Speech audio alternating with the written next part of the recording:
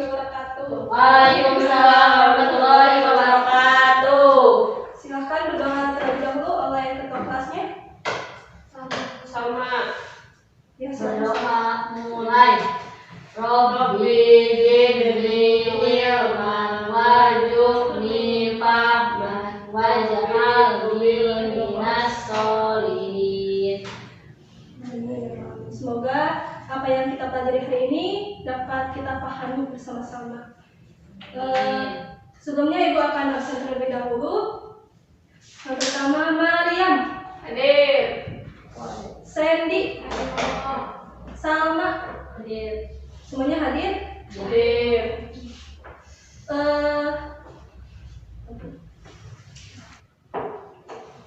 Ibu mau lihat dulu kondisi kelas kalian dan ternyata belum rapi. Nah, coba rapikan terlebih dahulu biar kalian merasa nyaman saat belajar.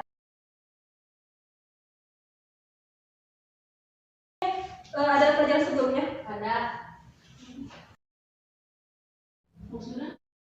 Sebelumnya Ibu akan mengulang kembali pembelajaran minggu kemarin tentang Khulafaur Rasyidin yang ada 4. Siapa saja? Abu Bakar As-Siddiq, Umar bin Khattab, Utsman bin Affan, dan Ali bin Abi Thalib. Nah, Ibu coba mau tanya terlebih dahulu ke Mariam. Mariam, coba sebutkan kembali Khulafaur Rasyidin nama-namanya. Yang pertama Abu Bakar As-Siddiq, yang kedua Umar bin Khattab, yang ketiga Utsman bin Affan, yang keempat Ali bin Abi Thalib. Nah, pada pembelajaran hari ini kita akan melanjutkan materi sebelumnya, yaitu materi sekarang mengenai tentang Daulah Umayyah. Sebelumnya Ibu minta kalian baca terlebih dahulu selama 5 menit. Nanti Ibu akan menerangkannya lebih lanjut ya. Siap Ibu. Silakan.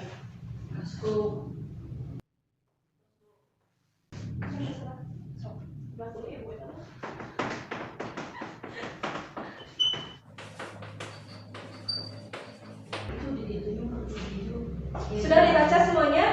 Sudah. Nah, yang kalian baca itu mengenai tentang masuknya atau proses terbentuknya Daulah Umayyah. Nah, dapat kalian lihat dari peta ini. Bu, ini peta apa? Ini adalah peta luasan wilayah Daulah Umayyah. Ini yang warna merah ini merupakan wilayah dari Umayyah 1 semuanya. Nah, bagaimana prosesnya? Seperti yang kalian ketahui bahwa khulafah itu ada 4 dan yang terakhir itu adalah Ali bin Abi Thalib. Nah, sebelum Ali bin Abi Thalib menjabat sebagai khalifah sebelumnya siapa? Utsman bin Affan. Utsman bin Affan ini sebelum digantikan oleh Ali bin Abi Thalib, beliau dibunuh oleh pemberontakan. Jadi ada yang datang ke rumah Utsman bin Affan, terjadinya pemberontakan di rumah Utsman bin Affan, dan Utsman bin Affan pun wafat misalnya. Sehingga masyarakat pada waktu itu langsung membaiat Ali bin Abi Thalib, kecuali 2. Ya, ada dari golongan Muawiyah, yaitu Muawiyah bin Abi Sufyan, dan di golongan yang lainnya.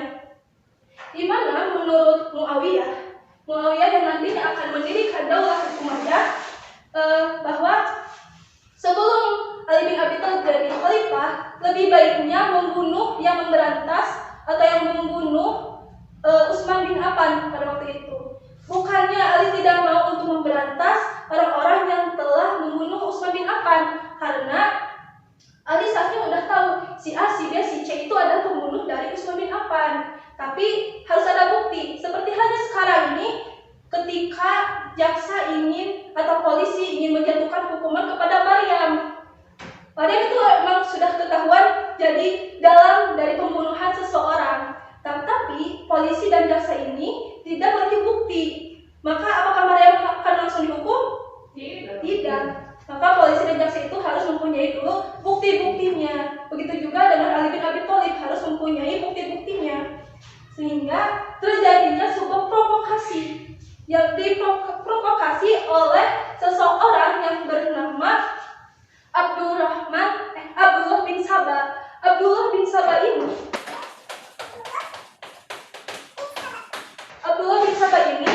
dikenal sebagai orang yang baru masuk Islam, dan ini merupakan golongan dari Yahudi.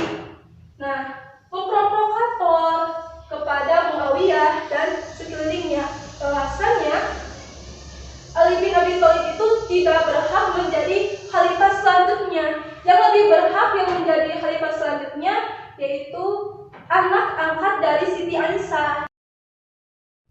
Karena telah terprovokator oleh Abdullah bin Sabah ini, maka golongan dari Muawiyah sama dengan keluarga dari Siti Aisyah termakan, dan terjadinya lah perang. Waktu itu perang pertama kalinya di Khalifah Ali bin Abi Thalib, yaitu perang Jamal. Perang Jamal ini, kenapa disebut perang Jamal? Karena waktu itu yang melawan Ali bin Abi Thalib itu keluarga dari Siti Aisyah, karena yang termakan oleh provokator Abdullah bin Sabah, yaitu Siti Aisyah, Tolha bin Ubaidillah, dan Jubair. Tetapi karena perang ini bukan perang ciat-ciatan gitu ya, bukan itu bunuh-bunuhan pada sesama umat Islam, maka diselesaikan secara damai ya, dan dimenangkan oleh Ali bin Abi Thalib. Tetapi di pihak lain, setelah perang Jamal selesai, ada lagi perang yang kedua, yaitu perang Siffin yang dilakukan oleh Muawiyah bin Abi Sufyan. Kenapa disebut dengan perang Siffin? Karena waktu itu berada di sebuah daratan yang berada di tengah-tengah, ada di Bukit Siffin, berada di tengah-tengah ya. Dan dimenangkan lagi oleh siapa? Oleh Ali bin Abi Thalib waktu itu. Kan waktu itu karena telah dimenangkan Ali bin Abi Thalib, maka Muawiyah bin Abi Sufyan ingin melakukan sebuah perdamaian dengan pihak Ali bin Abi Thalib, yaitu di mana Muawiyah diwakilkan oleh Amr bin As, sedangkan di pihak Ali bin Abi Thalib diwakilkan oleh Musa Asy'ari. Di mana dalam kesepakatan itu, baik Muawiyah yang selama ini menjabat sebagai gubernur dari waktu itu dan Ali bin Abi Thalib sebagai khalifah akan diturunkan dari jabatannya. Namun dalam kesepakatan itu malah sebaliknya, malah di mana Muawiyah diangkat sebagai khalifah selanjutnya setelah Ali bin Abi Thalib. Di mana dalam peristiwa itu sehingga terbentuknya 3 kelompok yang muncul, di mana ada Khawarij, ya, ada Khawarij, kemudian ada Syiah, kemudian ada Murji'ah. Ada yang tahu apa itu Murji'ah? Murji'ah itu yang tidak membela Ali, tidak membela siapapun, jadi berada di tengah-tengah. Ya, kalau Syiah ada yang tahu? Tidak juga. Melawan Ali. Ya, yang mendukung Ali bin Abi Thalib. Sedangkan Khawarij baru kalau Khawarij yang menentang Ali bin Abi Thalib. Sehingga karena yang namanya Khawarij ini sangat menentang pemerintahan Ali, di hari kemudian waktu subuh hari Ali bin Abi Thalib dinyatakan wafat, yaitu dari golongan Khawarij yang bernama Abdurrahman bin Muljam. Abdurrahman bin Muljam inilah yang membunuh Ali bin Abi Thalib waktu itu, sehingga khalifah itu langsung diserahkan kepada anaknya Ali bin Abi Thalib, yaitu siapa? Hasan bin Abi Thalib. Nah, Hasan ini tidak kuat untuk memerintah khalifah waktu itu. Langsung beliau melakukan kesepakatan dengan Muawiyah. Kesepakatannya ada 3. Yang pertama, Muawiyah harus selalu melindungi dan menjaga nama baik keluarga Ali bin Abi Thalib. Yang kedua, beliau juga harus menjaga dan melindungi nama baik dari keluarga Hasan bin Abi Thalib. Dan yang ketiga, setelah Muawiyah wafat, maka kekhalifahan harus kembali lagi kepada rakyat. Ya. Dan ini disebut dengan Amul Jamaah, umat persatuan. Dan ini seperti yang dijelaskan sebelumnya pas pertama, ini merupakan wilayah dari Muawiyah. Dan Muawiyah ini lahir itu setelah Muawiyah itu menjadi menjadi khalifah selanjutnya, maka kekhalifahan diganti menjadi Daulah Umayyah, di mana ibu kota waktu itu yang berada di Madinah, yaitu Kufah, dipindahkan ke mana? Ke Damaskus selanjutnya. Dan itu berdiri pada tahun dimulai dari 40 Hijriah hingga 132 Hijriah. Sampai sini ada yang mau ditanyakan? Tidak. Maka selanjutnya Ibu akan membagikan kelompok untuk kalian, karena kita akan diskusi bagi 2 kelompok, yaitu mengenai tentang perkembangan peradaban pada masa Daulah Umayyah. Kelompok pertama akan membahas tentang bidang sosial dan kebudayaan, sedangkan kelompok 2 tentang prestasi dan politik militer di Daulah Bani Umayyah. Untuk waktu diskusi cuma 15 menit. Ibu kasih 15 menit, untuk itu silakan dimulai ya.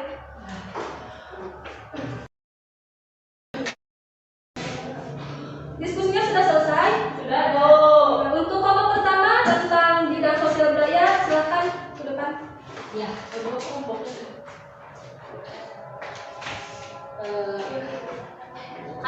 saya dari kelompok perwakilan kelompok pertama yang akan memaparkan tentang perkembangan di bidang sosial. Terciptanya ketertiban kehidupan masyarakat karena sudah adanya peraturan perundang-undangan negara dan adanya lembaga penegak hukum seperti lembaga pengadilan dan kepolisian. Terciptanya kemakmuran dan keadilan yang merata karena pemerintah telah memberikan hak-hak dan perlindungan yang sama kepada warga. Yang kedua adalah perkembangan di bidang budaya. Bahasa Arab berkembang luas ke berbagai penjuru dunia dan menjadi salah satu bahasa resmi internasional di samping bahasa Inggris. Sekian dari kelompok kami. Wassalamualaikum warahmatullahi wabarakatuh. Waalaikumsalam warahmatullahi wabarakatuh. Tepuk tangan untuk kelompok pertama.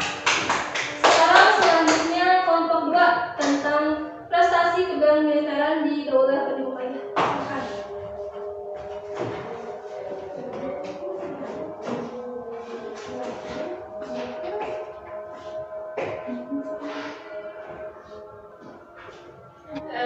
Saya dari perwakilan dari kelompok 2 akan menerangkan perkembangan di bidang politik militer. Terbentuknya 5 lembaga pemerintah. Yang pertama, lembaga politik, lembaga keuangan, lembaga keusahaan negara, lembaga kehakiman, dan lembaga ketentaraan. Sekian dari kelompok kami. Assalamualaikum warahmatullahi wabarakatuh. Tepuk tangan untuk kelompok 2. Setelah kalian mendengarkan dan mendiskusikan mengenai tentang perkembangan peradaban pada masa Daulah Umayyah, perlu kita ketahui bahwa pada masa Daulah Umayyah ini bahasa Arab itu menjadi bahasa wajib setelah bahasa Inggris. Dan pada waktu itu juga dibentuk sebuah lembaga-lembaga lainnya seperti lembaga keuangan, lembaga sosial, dan lain sebagainya. Serta dalam bidang kemiliteran pun dibentuk sebuah bidang keamanan pada waktu itu. Sebelum Ibu mengakhiri pembelajaran hari ini, Ibu akan memberikan tugas untuk minggu depan, yaitu tentang prestasi-prestasi dari Khalifah Daulah Umayyah ini. Seperti yang kita ketahui bahwa Khalifah dari Daulah Umayyah ini ada begitu banyak ya. Ada 14 khalifah, dan diantaranya ada khalifah yang sangat berprestasi seperti halnya Umar bin Abdul Aziz ya, salah satunya itu. Maka kalian cari khalifah-khalifah yang berprestasi dan tulis dalam kertas folio, nanti kumpulkan ke Ibu untuk minggu depan ya. Sebelum Ibu mengakhiri, Ibu akan mengutas kalian terlebih dahulu tentang Daulah Umayyah. Daulah Umayyah ini lahir pada tahun 40 Hijriah. Pada waktu itu terjadinya perang di kekhalifahan Ali bin Abi Thalib. Ada perang apa saja? Perang Jamal dan juga perang Siffin. Nah, kenapa disebut dengan perang Jamal? Karena Aisyah yang menunggangi unta, sehingga disebut dengan perang Jamal. Dan siapa provokator sehingga terjadinya perang Jamal? Yaitu Abdullah bin Sabah. Ya. Dan ini adalah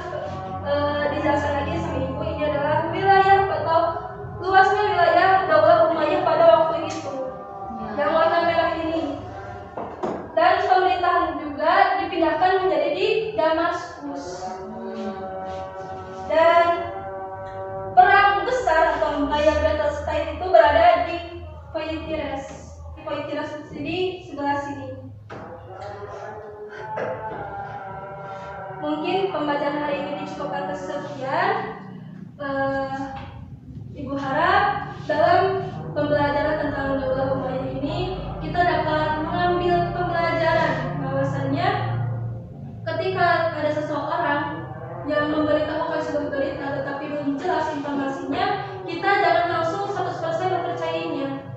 Kita harus lihat terlebih dahulu kebenaran dari sebuah pemberitaan atau informasi. Karena apa? Takutnya berita yang diberikan oleh orang lain itu pada kita merupakan sebuah berita hoax, dan itu sangat bahaya karena dalam berita hoax itu akan merugikan beberapa pihak. Dan dalam pembelajaran dalam Umayyah ini juga, Umayyah di Sofyan itu tidak serta-merta langsung menjadi khalifah selanjutnya setelah anaknya Ali bin Abi Thalib itu Hasan. Karena kegigihan beliau dapat menjadi khalifah selanjutnya. Seperti halnya kita juga ketika mempunyai sebuah cita-cita, sebuah tujuan, maka kita juga harus berusaha. Karena tanpa adanya sebuah usaha, kita itu tidak akan mencapai tujuan tersebut. Nah, itu pembelajaran kita hari ini. Jangan lupakan dengan tugasnya. Sebelumnya kita akhiri pembelajaran ini dengan bacaan hamdalah bersama-sama. Alhamdulillah. Selanjutnya ada mata pelajaran yang lain? Ya, dari sekian. Jangan lupa akan tugasnya. Assalamualaikum warahmatullahi wabarakatuh. Waalaikumsalam.